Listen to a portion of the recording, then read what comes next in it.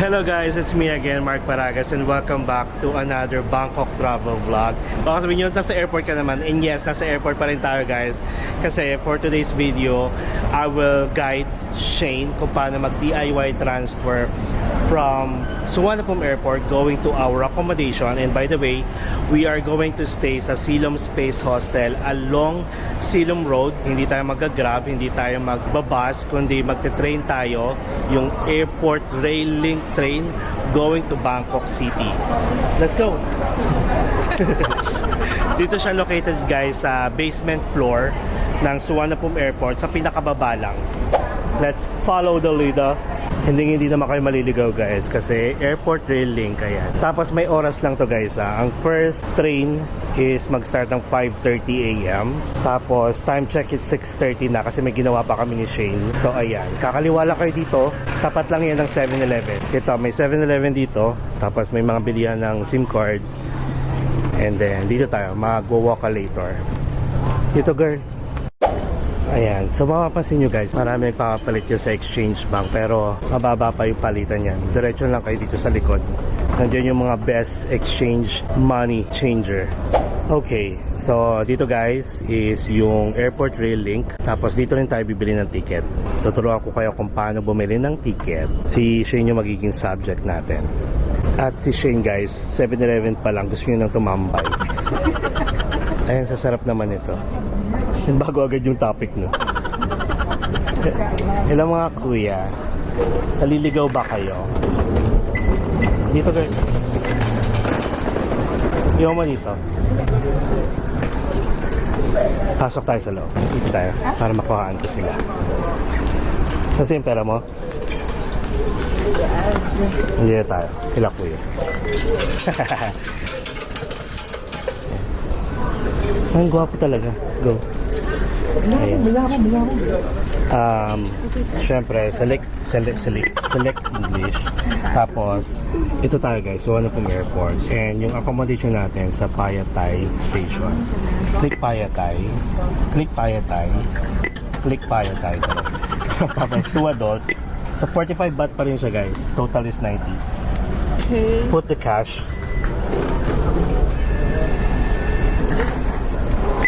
Kapo.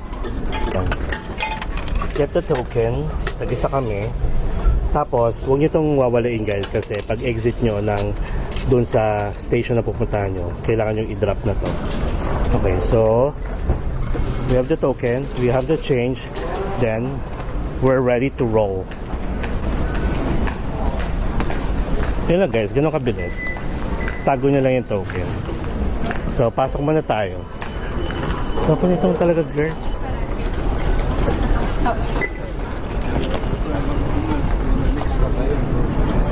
Yeah. Yummy doodle. Baka hindi naman siguro. Bakit? Wala na agad yung token. Wala ko. Sige, pasok muna tayo guys. Nahihirapan ako sa token. Hapon cap. Here's the elevator daw. Natitignan mo yan?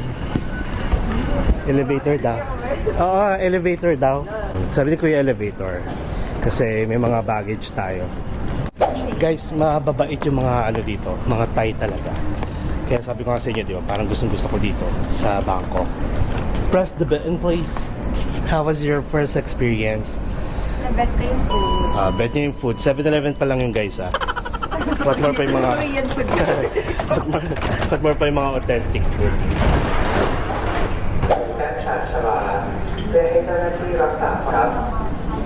Attention please, attention.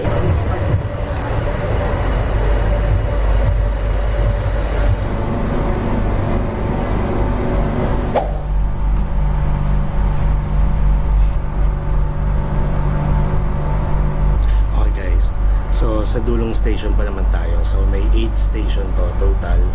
Sa Phayatay station tayo bababa. Alright, so see you guys later. A few moments later. Guys, we are now here sa Phayatay station. Tapos mag-interchange lang tayo sa BTS station.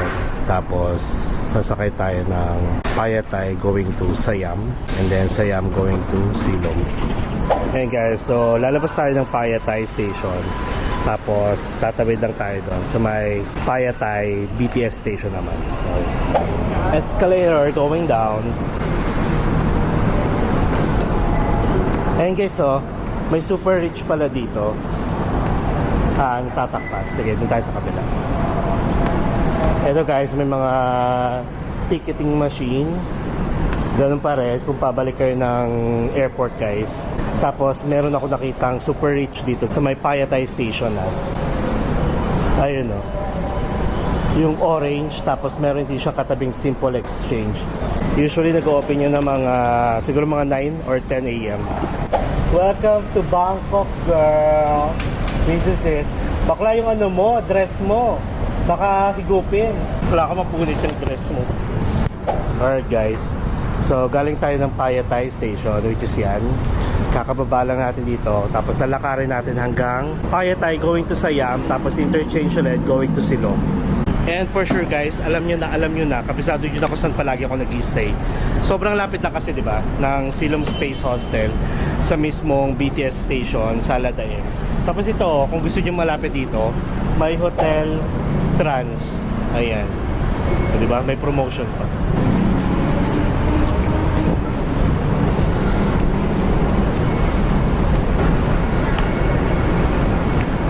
Meron dito girl bilihan ng tinapay, mga masasarap. Yan sa tapat. Yang Yamazaki. Ano? Sa Taiwan? Ayaw nga parang pamilyar. So, nandito tayo guys sa BTS Payatay. So, meron dito guys ito. Sobrang sarap niyan. Tinapay dyan guys. Tapos meron Chatramu, original Thai tea dito sa Bangkok. Tapos ito na. Papasok tayo dyan going to Siam. And meron mga ticketing machine dito. Tapos kung may rabbit card kayo, magtatap up ka ba? Ikaw. Parang meron pa ata to eh. Mamaya na lang, girl. O sige. Pasok tayo. Saan yung card mo? Dito. Ha? Ano tayo? Wait. So from Payatay, sasakay tayo na going to Siam. Ang tatandaan yung platform dapat is Keha. Tapos later on, yung sasakay naman natin, pagbaba natin, going to Saladaeng is Bangwa. Okay. Keha platform. Tayo ngayon? Keha platform. Pasok tayo. Ayan guys, so marami palang dito. Dito sa loob, maraming ATMs. Tapos, ito yung Turtle guys. Convenience store yan sa mismong loob mismo ng mga BTS station. Mamaya pagbaba natin ng guys, sa Ladaeng, meron din ganyan. Turtle. Okay, so Keha platform. Akyat tayo sa taas. Passengers traveling with luggage or star are advised to visit instead of escalator. Thank you for your cooperation. A few moments later. Okay guys, so nandito na tayo ngayon sa Saladaeng Station. Recap na lang.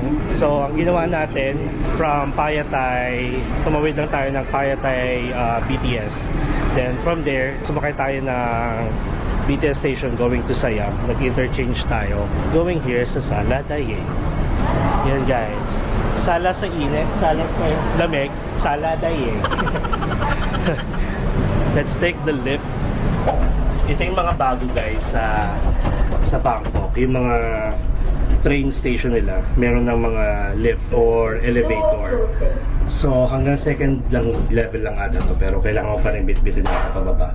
Pero check natin. Bago lang to guys, I think last year lang. Ito guys, may Turtle ulit dito, convenience store. Para siyang 7-Eleven.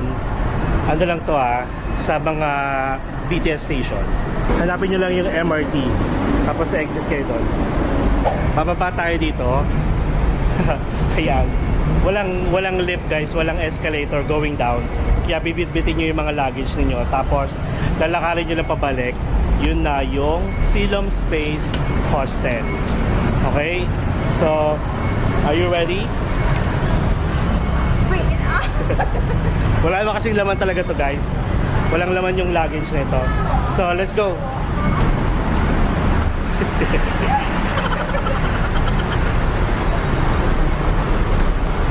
Sabi kasi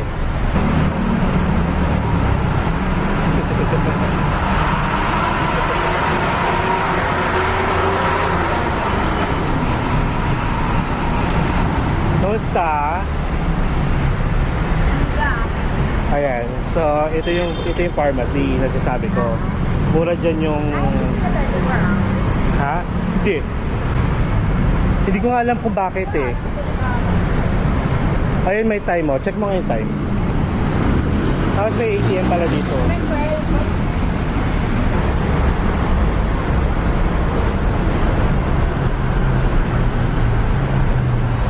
So guys, ang maganda dito sa accommodation natin, sa baba lang niya is yung DJ station, yung parang over sa atin. Tapos marami na ditong massage. Dito tayo guys, girl, oh. Sa Olivia, dito massage.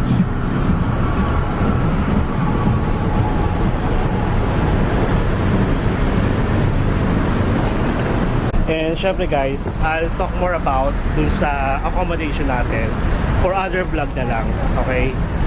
So, malapit na tayo. Ang magiging parang landmark ninyo is yung Burger King.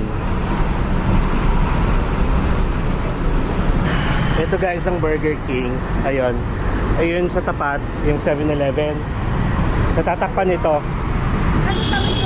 Ayan dun. Tapos, dito naman meron din. Iyang building na yan. Yan lang oh. 24 hours yan. 7-Eleven yan. Yan lang. Yung may hagdan. Tapos yan, nandun si si Roti Lady. Ituturo ko nga lang, bakla ka. Ayan, Siloam Space. Kaliwa lang kayo dito guys. Ayan. Siloam Space Hostel. Tapos dito rin yung DJ station guys.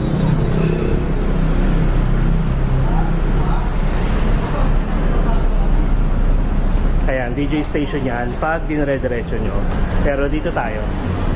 Yes, may elevator dito. Tapos 7 AM nag-start tong access na to for mga mga hindi pa naka-check-in pag wala pa kayong card. Grabe. Grabe, parang gusto ko mag-shower. Pwede naman. Tapos pag akit nyo, you need to remove your shoes and slippers. Ayan. Yan, tap card pag may card na kayo. Pero 7 AM to nag-open for public use. Yan. Go. 6th floor, please. How was your experience? The DIY? Haggard, diba? Pero mas okay na yun, mas tipid. Pero haggard, at least naman. It's an experience. Nakita nyo naman yung view. Experience ko na. Pero Yun na yun guys. The next day. Hello guys, good morning. And we are still here in Bangkok. And wala lang, for today's video, parang lang. Isasama ko lang to sa hostel tour natin. Itong breakfast, kasi walang breakfast dito. Pero may unlimited noodles and coffee and water. As in 24 hours, 24/7. And right now guys, it's sunny morning here in Bangkok. And syempre, I'm with Shane. Ayan. Meron kasi dito sa katabing building lang ng hostel na to, 24 hours. Pati yung, syempre 7-Eleven. Order kami ng seaweed chicken roll. Ang sarap nito guys. Tapos pag bibili kayo ng mga ganito, sabihin nyo sa counter, microwave or warm. Yan. Or ano pa bang word na pwede na mabilis, heat, or turo nyo lang yung microwave. Tapos meron ding Japanese style spicy tender chicken, medyo spicy. Tapos meron akong deep fried pork with garlic, masarap. And then usong-uso dito guys yung vitamin C, sobrang mura lang. Meron din naman ito sa atin, pero ito kasi siya galing. Tapos bumili kami ng soup sa restaurant. Libre ito ni Shane kasi bawal si Shane ng dugo. So ayan, pork boat noodles. May options naman. Yung isa may dugo, meron ding clear or anong tawag dyan? Clear. Kasi sinabi, Clear soup, parang ganun. Pero masarap. Tsaka masarap siya sa umaga. Sobrang lamig kasi sa sa room namin, talagang naka maximum capacity ng ng aircon. Which is pareho namin gusto. Kaya paglabas namin para naghahanap kami ng mainit sa tiyan. So yun, masarap.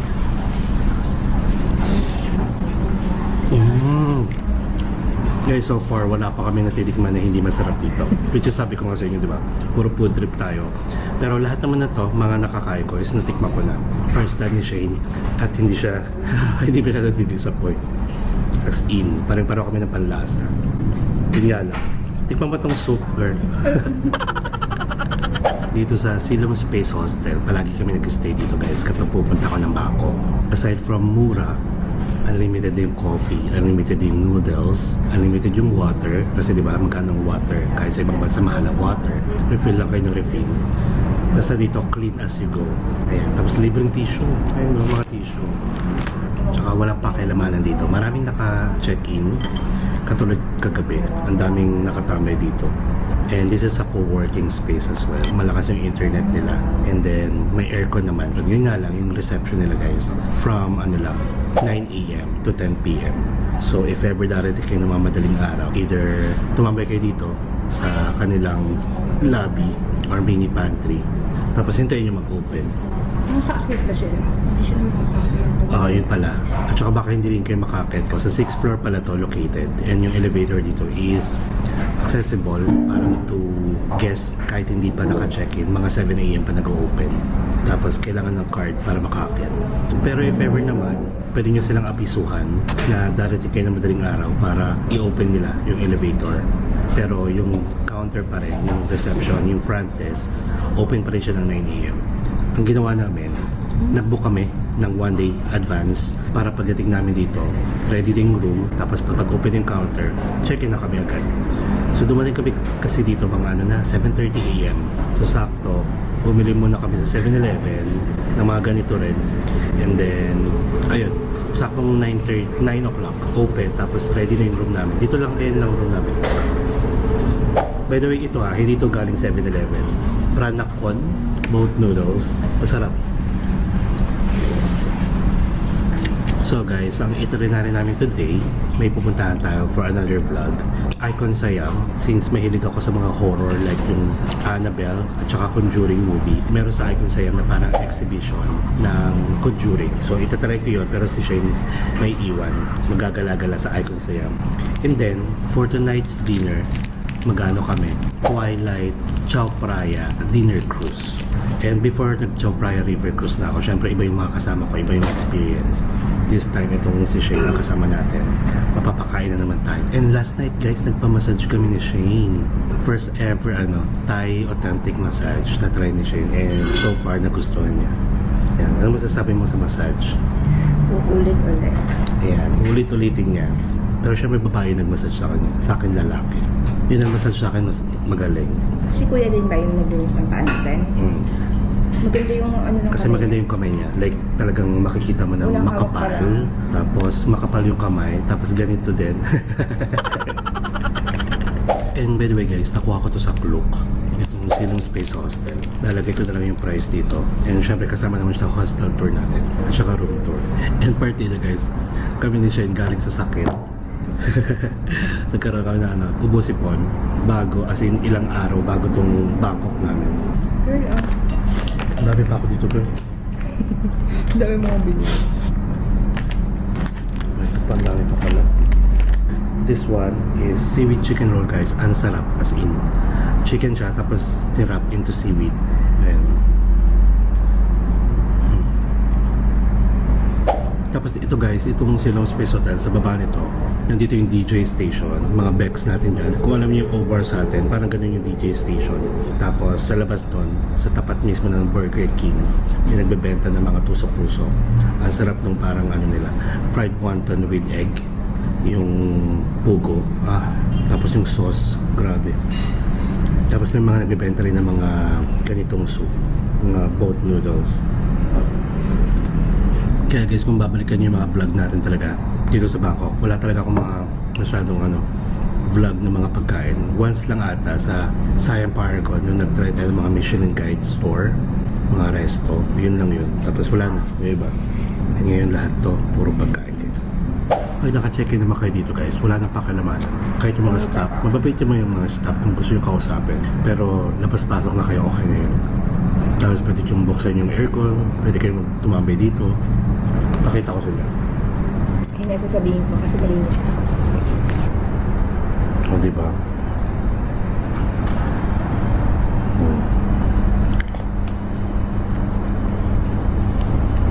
Ang arte. Ayan. Guys, kapag pupunta kayo sa mga iba't ibang bansa para magkaroon kayo ng ideas or makakuha kayo ng mga guide and tips in advance, try nyo mag-join sa mga group sa Facebook.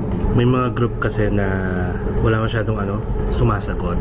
May mga group din naman, may mga masipag sumagot. Makakuha rin pa rin naman kayo ng mga guide at saka mga tips. Like kunwari kung saan masarap kumain, kung saan pwedeng tumambay, ano yung mga attractions dito, kung magkano yung ganito, magkano yung ganyan. Ayun. Post ko na lang yung mga groups kung saan ako kasali. Pag may mga questions, sumasagot din ako para makita nyo. Tapos, hindi naman kayo maliligaw guys. Katulad ng dito, yung BTS dito, at saka yung metro. Halos same lang din naman sa atin. Kailangan nyo lang malaman kung saan kayo bababa. Plus, kung ano yung platform. Yung platform is kung saan yung dulo na station. Pero guys, sobrang ganda ng transportation dito. Though, alam nyo naman, sobrang traffic. Pero kahit naman traffic dito, traffic din naman sa atin. Maraming options. Like, yung mga MRT at saka mga BTS stations nila, may mga sky bridge or skywalk. So, kahit traffic guys, kahit bumabaha pa dito, deadma. Kasi, meron kayong lalakaran. Yun nga lang, hintayin nyo lang talaga tumila yung ulan, hintayin tumila yung baha. Pero still, tapos pag traffic, lalo na yung mga rush hours like 4, 5 p.m., 6 p.m., expect nyo sobrang traffic dito. May BTS naman, may MRT naman, plus may Skybridge pa rin. Lalo na kung malapit naman din yung accommodation. Like, take the Skybridge, sobrang safe. At saka maraming dumadaan at marami rin nagja-jogging. Tapos itong Silom Space Hostel is located along Silom Road. Pagbaba lang ng Saladaeng Station. Konting lakad lang din. MRT station na Silom. Tapos nandito na rin yung Lumpini Park. Nandito na rin yung lugar kung saan si Roti Lady, yung famous patpong nandito rin. Tapos may street market din dito. Yung street market dito, hindi katulad ng mga like Judge Fair, mga ganon. Ang street market dito parang parang hindi buong street may mga nagtitinda. May makikita kayong mga nagtitinda like mga underwear, mga t-shirt, sando, at saka elephant pants. Tapos maraming pharmacies, may mga 7-Eleven, ganun. Actually, ang best month na pumunta dito guys sa Bangkok para ma-explore nyo talaga is November hanggang May. Kasi ang start ng June, pwede pa naman ng June, pero expect nyo na medyo, may mga araw na uulan. Ang bagyo season nila dito, parang mga September, tapos October, may paulan-ulan pala. Kung nakakuha naman kayo ng mga seat sale, tapos no choice kasi rainy season kayo pupunta dito, marami pa naman kayo mapupuntahan, like mga malls dito. Tapos may mga indoor attractions din naman, unlike pag summer talaga, yung mga outdoor, like yung mga Chao Phraya River Cruise, Mahanakon Skywalk, tapos yung Ancient City and so plan ahead na lang, check nyo yung weather, tapos check nyo rin yung mga activities na pwede, at saka magkaroon kayo ng mag plan B kayo. Like kunwari if ever yung sa plan A ninyo, what if kung umulan, pwede nyo palitan. What if kung bumaha, at least may pwede pa kayong gawin. And always bring umbrella, pwede naman. And yung umbrella guys sa check-in baggage din yun. Kasi hindi siya pwede sa hand carry. So magdala kayo ng umbrella kung gusto niyo para at least mapaaraw man or umulan, o diba, protected kayo. So yun lang guys. And syempre you might want to consider this hostel guys. Klook Mark Paragas Klook promo code, instant discount up to 5 times use per account. Sobrang mura lang guys. And this is only our second day guys here in Bangkok. Though limited days lang naman meron kami dito, pero syempre susulitin namin, diba? Every hour, every minute, every second. Ayan. So, syempre stay tuned sa mga upcoming travel vlogs namin here in Bangkok, mga activities na gagawin natin, mga food trip. And yun lang for now. Thank you guys, and please subscribe to my channel, Mark Paragas Official, and hit the notification bell para updated kayo sa mga upcoming travel vlogs natin. You can also follow me on my other social media account, my Facebook, my Instagram, and my TikTok. Well, enjoy life, enjoy every moment, and follow me as we discover the world one step at a time. See you on our next travel vlog. Mama chop chop.